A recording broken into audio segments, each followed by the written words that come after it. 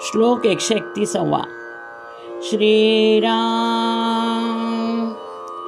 भजाया जनी पाहता राम एकू, करी बाण एकू मुखे शब्द एकू, क्रिया पाहता उद्धरे सर्व लोकू, धरा जानकी नायकाचा विवेकू. श्रीराम. रामदास स्वामींचं आराध्य दैवत प्रभू रामचंद्र असल्यामुळं त्यांच्या मनात रामाबद्दल प्रचंड प्रेम आहे. त्यांची ही रामाबद्दलची निष्ठा येकू या शब्दानं व्यक्त होते. समर्थांच्या मते आदर सर्व देवांबद्दल असावा, पण निष्ठा मात्र कुठेतरी एका ठिकाणी असावी. त्यासाठी समर्थांनी श्रीराम हे दैवत निवडलेले आहे.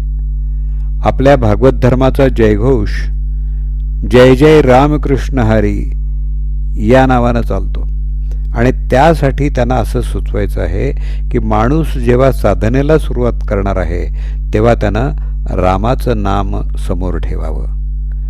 त्याच्यासाठी रामचरित्र हे आदर्श आणि कळायला सहज सुलभ आहे.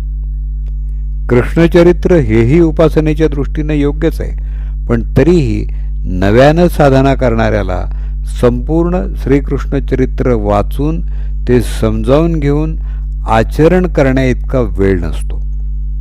तेव्हा सुरुवात करताना रामभक्तीनं करावी. रामासारखं आचरण असावं, कृष्णासारखा विचार करावा आणि पांडुरंग चरित्राचा गजर करावा हे त्यांना अपेक्षित आहे. आपल्या धर्माची तत्त्व समजावून घ्यायची असतील आणि साधकाची श्रद्धा दृढ करायची असेल तर प्रथम त्यानं रामाचं चरित्र अभ्यासावं आणि त्याचा आदर्श डोळ्यासमोर ठेवावा. पुढं ते सांगतात की ज्याचं भजन करावं अशा योग्यतेचे माझे प्रभू रामचंद्र आहेत. त्यांनी जे आपलं ध्येय ठरवलं ते साध्य करण्यासाठी आवश्यक असणारी सर्व योग्यता त्यांनी मिळवली. ते एक बाणी आहेत, म्हणजे ज्या गोष्टीचा वेध घ्यायचा त्याच्यावर एकदा नेम धरला तर तो लागलाच पाहिजे. विश्वामित्र ऋषींच्या यज्ञामध्ये त्रास देणाऱ्या मारीच यासारख्या राक्षसाला श्रीरामांनी एका बाणात पळवून लावलं. खर, दूषण, सुबाहू या आणि अशा असंख्य राक्षसांचा वध एका बाणानं केला. ताटिका राक्षसीण यज्ञामध्ये विघ्न आणत होती, तिलाही एका बाणात त्यांनी संपवलं. त्यांच्या एका बाणानं समुद्रसुद्धा त्यांना शरण आला. एखादी गोष्ट साधण्यासाठी जे करायचं तेच नेमकं आणि योग्य रीतीने केलं पाहिजे. त्याचा व्यवस्थित अभ्यास करून त्यात यश मिळवलं पाहिजे आणि हेच यावरून समर्थांना आपल्याला सुचवायचं आहे. एक वचनी म्हणजे एकदाच बोलणारा आणि जे बोललं आहे त्या शब्दांना धरून राहणारा आणि त्याप्रमाणे वर्तन करणारा. मी असं बोललोच नव्हतो किंवा मी त्या परिस्थितीत होतो म्हणून तसं बोललो किंवा माझ्या बोलण्याचा अर्थ तसा नव्हता असं काहीही म्हणणाऱ्यातले प्रभू रामचंद्र नव्हते. हा गुण नेत्याच्या अंगी असेल तरच तो नेता विश्वासार्ह वाटतो. तसंच प्रभू रामचंद्र आदर्श मुलगा, आदर्श राजा, आदर्श भाऊ होते. कैकेयी मातेनं दशरथाकडून 2 वर मागून घेतले होते. एका वरानं भरताला राज्याभिषेक तर दुसऱ्या वरानं रामाला वनवासही तिने मागितला. त्यानंतर स्वतः भरतानं रामाला सांगितलं की मला हे राज्य नको, तू परत चल. तसंच मी माझा शब्द मागे घेते पण चल असं कैकेयीने विनवलं. पण प्रभू रामचंद्र मात्र स्वतः वडिलांना दिलेल्या शब्दापासून ढळले नाहीत आणि आता आपले वडील नाहीत, त्यांचा शब्द कशाला पाळायचा असा विचार त्यांच्या मनात आला नाही. आपल्या मातेला, वडिलांना, भावांना आणि प्रजेला जे वचन दिलं होतं ते त्यांनी पूर्णपणे सांभाळलं. प्रभू रामचंद्र निस्वार्थी होते. लोकांना मार्गदर्शन करावं, दुष्टशक्तींचा नाश करावा, सज्जनांचं रक्षण करावं हेच त्यांचं ध्येय होतं. विश्वामित्रांनी केलेल्या यज्ञात ऋषींचं रक्षण करण्यापासून ते सीतेचा त्याग या घटनेपर्यंतचा अभ्यास जर आपण केला तर प्रत्येक कृतीमागची उदात्तता आपल्या लक्षात येते. जीवनात प्रगती करून घ्यायची असेल तर विवेकानं वागणं अपेक्षित आहे. विवेक जागृत ठेवण्यासाठी रामचंद्रांच्या चरित्राचा आदर्श आणि संत सहवास खूप उपयोगी पडतो.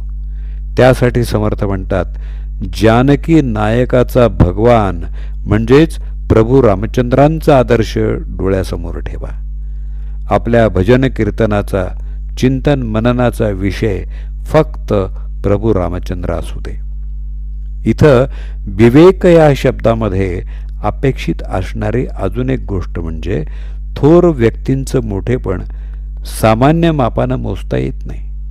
त्यांच्या जीवनात घडणारा प्रत्येक प्रसंग त्यांनी विवेकानं केलेली कृती दाखवतो.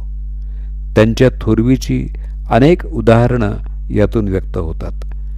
रामचंद्रांनी सीतेचा त्याग केला म्हणून आक्षेप घेणारी मंडळी रामचंद्रांनी दुसरा विवाह कधीही केला नाही हे विसरतात.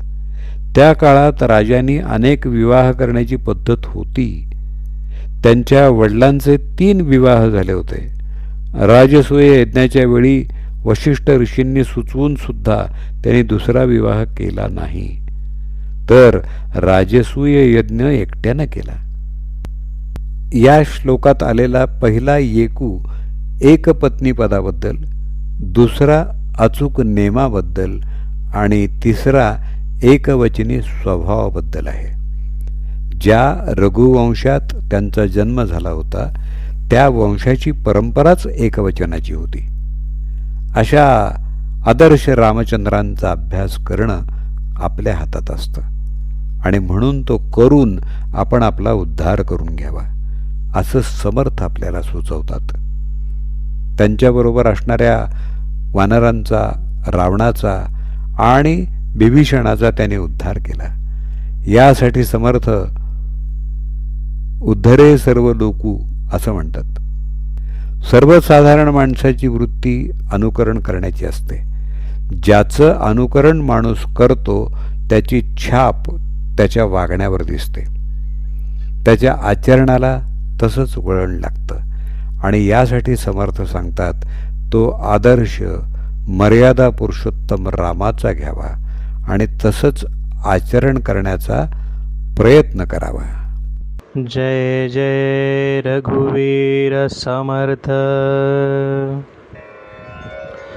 भजाया जनी पाहता राम एकू, करी बाण एकू मुखी शब्द एकू, क्रिया पाहता उद्धरे सर्व लोकू, धरा जानकी नायकाचा विवेकू.